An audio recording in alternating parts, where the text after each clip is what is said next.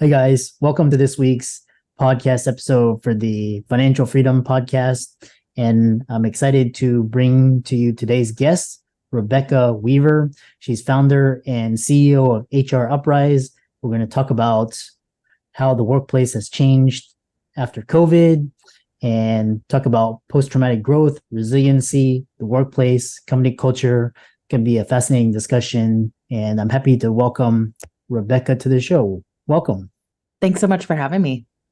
Yeah, we had connected through Podmatch, and you actually dub yourself as the anti-HR professional, which I'm gonna ask you about later. I know you have a story to share, so share it, and we'll get started.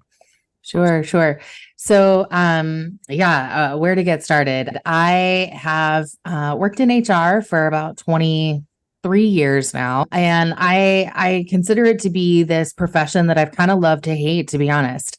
It is, I've always loved it when people would say to me, "Oh, you don't really seem like HR."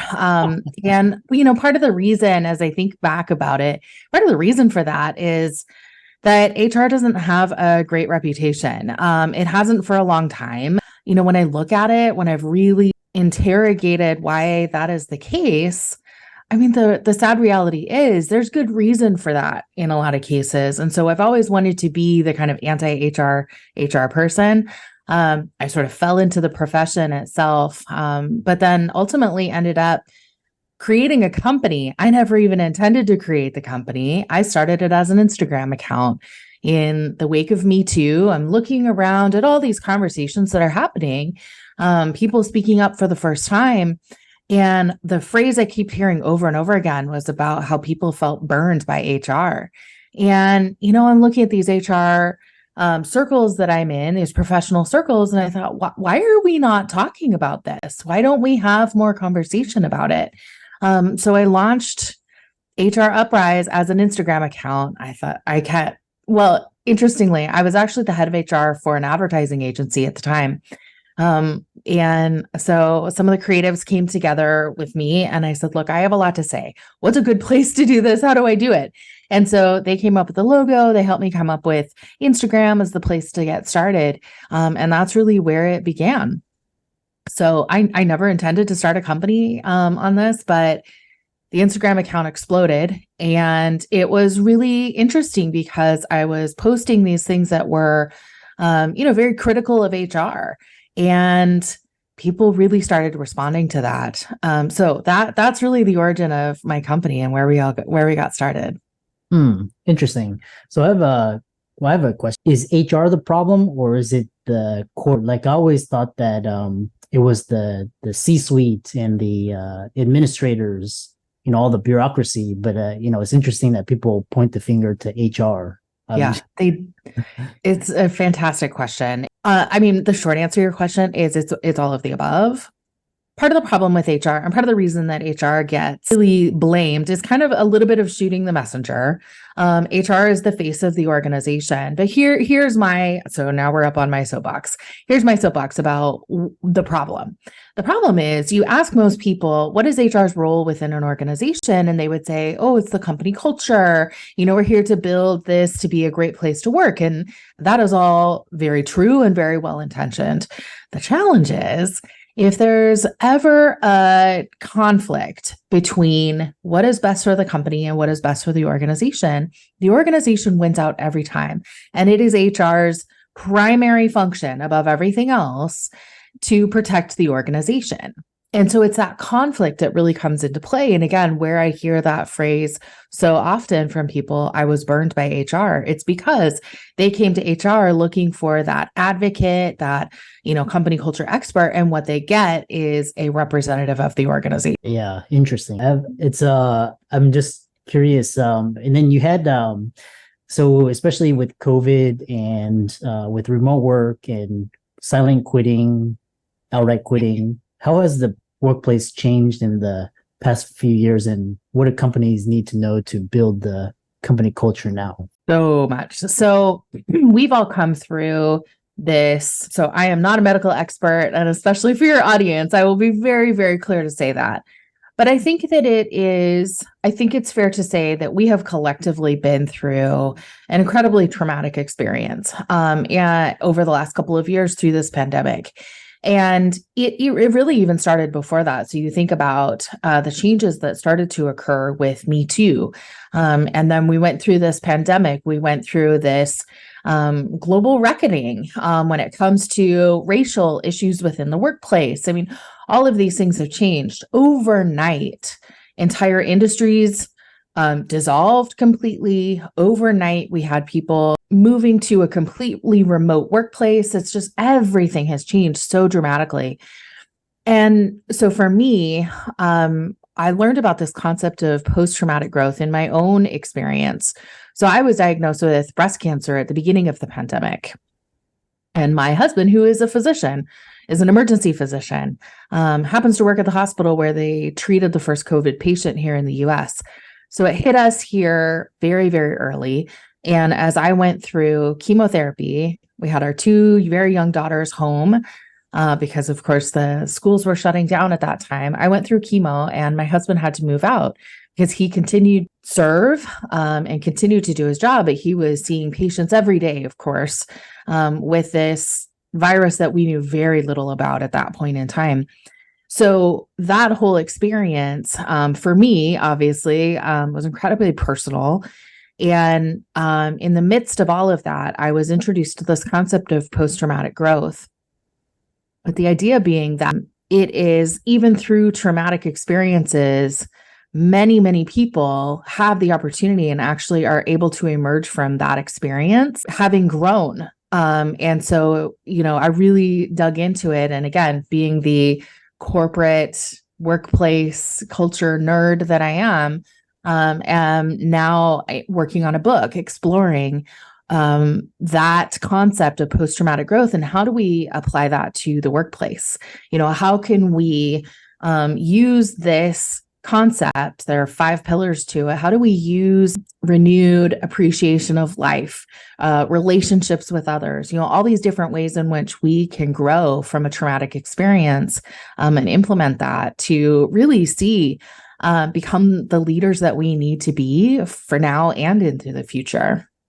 I think, the word that comes to mind when you're describing this is resilient, emotional, especially emotional, for the audience, financial as well. And so what are companies getting wrong about the workplace now? This is fascinating. Yeah. Well, you can see the headlines even still of all of these organizations that are forcing a return to work. We're seeing it over and over again. So I'd say that's number one thing that companies are getting wrong. I think if we really have to boil it down, it's really about organization feeling like we are going back to what it used to be. And my argument is that doesn't exist anymore. That reality is no longer possible. It does not exist anymore. And I think the smart companies today are really thinking about how are we able to hold on to some of the benefits of the workplace, because there were some over the changes over the past couple of years.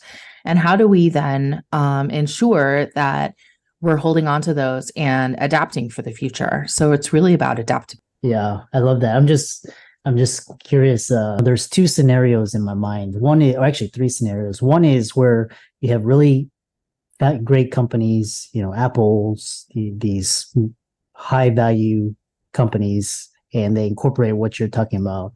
And then I see kind of in the middle where this people talking, but it's like politics and nothing gets done. It's just talking. And then another one is where majority of people, they won't go to a job. They'll create their own jobs and they'll start their own companies and they'll have their own income streams. So I'm just curious how you see it playing out. Apologies for that. That's the lingering effects of chemo. So thank you for that. Thank you, cancer. Absolutely. So we talk about this great resignation. Honestly, what I see it as is as great reevaluation, right? We have had the opportunity, and through this largely traumatic experience, we saw millions of people die in a couple of years. And people are reevaluating, how they spend their time. And for me personally, having been through cancer treatment at a very young age, relatively speaking, for me, the way that I look at it is it's this aggressive daily reminder. Truly, tomorrow is not promised. And excuse me, I was fine. I felt fine until they tried to cure me. It's this very aggressive reminder that tomorrow is not promised. Mm-hmm. And so the way that I look at it is, okay, so now what? How is your work going to have meaning? How are you spending your time? Does it reflect the values that you have? It's this, and I think everyone has gone through some degree of that question. And so that has led to massive numbers of people who are starting businesses, definitely leaving jobs that they did not feel fulfilled in, that they did not feel respected in any number of ways. And people are really reevaluating. That was, I think, one of, I don't know if benefit is the right word, but certainly one of the silver linings coming out of, such a highly traumatic event as a pandemic. We have the opportunity to really reevaluate what we're doing. And so I think that's really what we're seeing now is people asking themselves that question. And it's that, okay, so now what?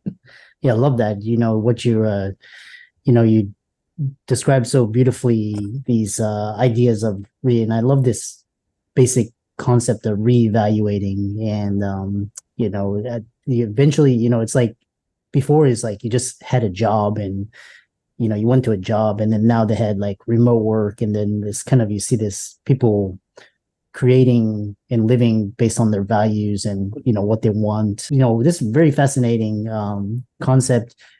And how does HR Uprise fit into all this? I know it's a advocacy organizations. Tell the audience about that and how people can contact you and find you, etc.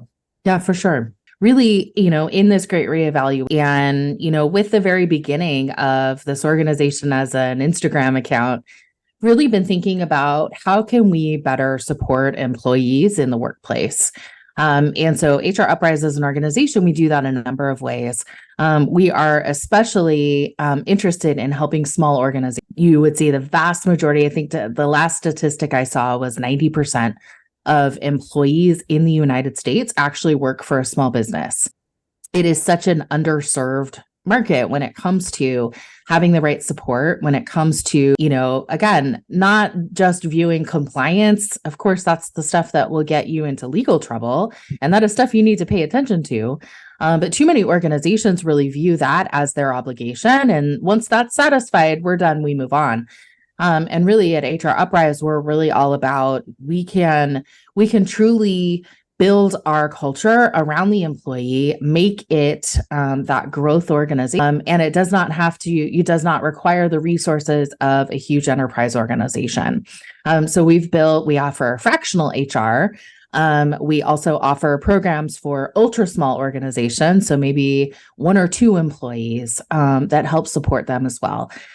So those are probably the best ways that we can help support. And especially if people are interested in finding out more, they can go to our website, which is HR. And that's probably the best place to find information. That's where you can reach out.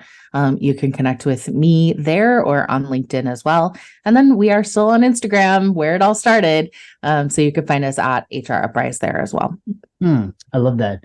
And for the audience out there, let's thank Rebecca for this very inspiring story, emerging stronger, talking about company culture, values, future of the workplace, and overall emotional health, well-being. All of Rebecca's resources will be in the links and show notes. And with that, thanks so much for coming on to the podcast. Thank you. It was a great conversation.